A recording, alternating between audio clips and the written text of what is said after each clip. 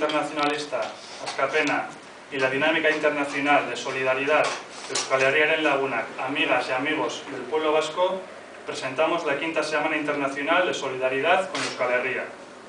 Comenzando ayer y hasta el 20 de febrero se van a llevar a cabo en más de 20 países unas 100 iniciativas políticas, sociales y culturales de solidaridad bajo el lema Derechos civiles y políticos para Euskal Herria, autodeterminación ahora.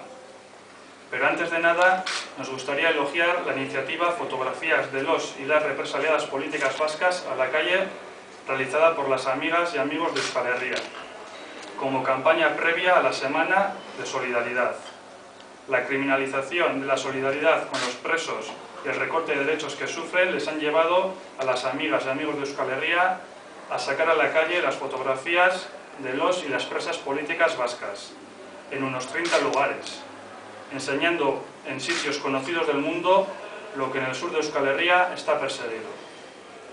Ahora es el turno de los agentes vascos, de dar a conocer varios aspectos de este pueblo en marcha, entre otros la construcción de una nación y la criminalización de la juventud, la solidaridad con los y las presas políticas y el internacionalismo.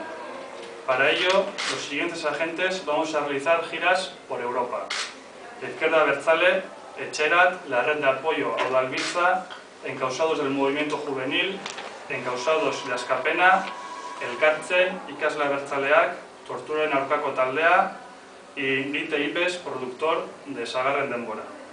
Además, nos gustaría comentar que la diáspora vasca se ha sumado a la Semana de Solidaridad mediante el organismo de la diáspora Zortzigarren Herrialdea.